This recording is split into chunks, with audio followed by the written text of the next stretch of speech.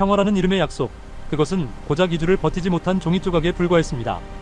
여러분, 불과 몇 달 전 전 세계 외신들이 앞다투어 타전했던 소식을 기억하시나요? 태국과 캄보디아, 동남아의 이 두 앙숙이 도널드 트럼프 미국 대통령의 중재 아래 극적으로 손을 맞잡았다는 소식 말입니다. 트럼프 대통령은 이를 자신의 위대한 외교적 승리라며 자찬했고, 세상은 이제 그 지긋지긋한 총성이 멈추는 줄 알았습니다.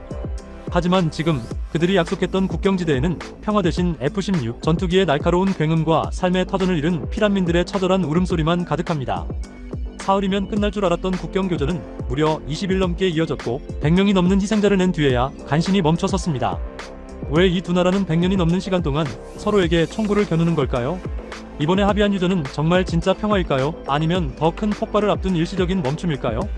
오늘 여러분과 함께 그 이면에 숨겨진 추악한 정치적 계산과 역사의 비극을 아주 깊숙이 파헤쳐 보겠습니다. 사태의 발단은 지난 10월로 거슬러 올라갑니다. 말레이시아 쿠알라룸푸르의 화려한 회담장, 태국과 캄보디아의 정상은 분명히 환하게 웃으며 손을 맞잡았습니다. 트럼프 행정부의 강력한 압박과 중재 아래 영구적 휴전이라는 거창한 이름의 협정서에 서명을 했죠. 하지만 이 평화의 유통기한은 딱 2주였습니다.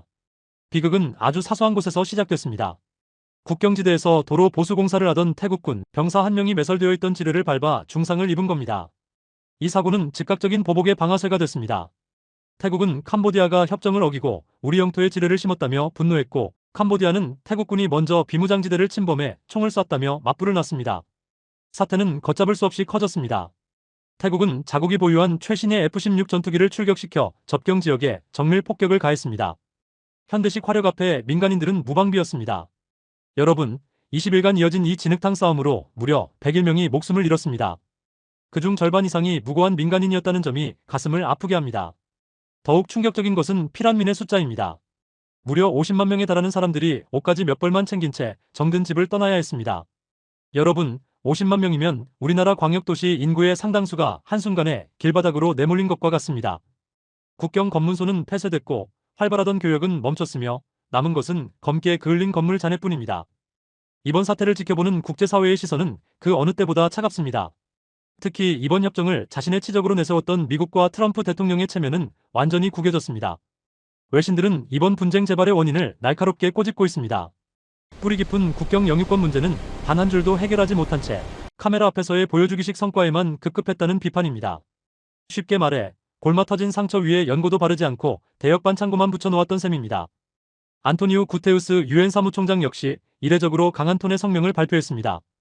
양국은 즉각 모든 적대 행위를 중단하고 휴전 협정의 정신으로 돌아가라고 촉구했죠.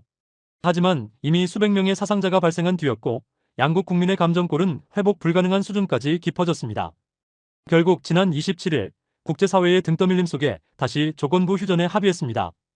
억류된 포로 18명을 돌려보내고 최근 기승을 부리는 사이버 범죄 대응에 협력한다는 조건이죠. 하지만 현지 전문가들은 입을 모아 경고합니다. 이것은 평화가 아니라 다음 전쟁을 위해 잠시 숨을 고르는 불안한 정전일 뿐이다라고 말이죠. 자, 이제 우리는 가장 핵심적인 질문을 던져야 합니다. 왜 이들은 이토록 무의미해 보이는 싸움을 100년 넘게 반복하는 걸까요? 그 뿌리를 이해하려면 무려 1907년으로 시간을 돌려야 합니다. 당시 캄보디아를 식민 통치하던 나라는 프랑스였습니다. 프랑스는 국경선을 그으면서 철저히 자국의 편의만 고려했습니다. 태국 입장에서는 역사적으로 우리 땅이었던 곳을 서구 열강이 자를 대고 멋대로 잘나갔다고 믿게 만든 지도였죠. 특히 유네스코 세계문화유산인 프레아 비기어 사원 주변은 지형적으로는 태국에서 접근하기 쉬운데 지도로는 캄보디아 땅인 기묘한 구조가 됐습니다. 이 지도가 바로 지난 100년간 수만 명의 피를 흘리게 한 시한폭탄의 설계도였습니다. 하지만 여러분, 단순히 땅 문제라면 국제사법재판소의 판결로 끝났어야 합니다. 진짜 문제는 이 갈등을 먹고 사는 괴물 같은 정치공학입니다. 먼저 캄보디아 상황을 들여다볼까요? 최근 캄보디아는 이른바 돼지도살이라 불리는 대규모 온라인 사기 및 사이버 범죄의 온상으로 지목되며 국제적 고립 위기에 처해 있습니다. 권력을 세습받은 젊은 지도자 훈 마네 총리에게는 국면 전환이 절실했습니다. 내부의 불만을 외부의 적으로 돌려 국민을 하나로 묶는 것, 독재 권력이 위기 때마다 꺼내드는 가장 비열하고도 효과적인 카드죠. 국경에서의 총성은 그의 흔들리는 권력을 지탱해주는 동력이 됐습니다. 태국은 또 어떻습니까?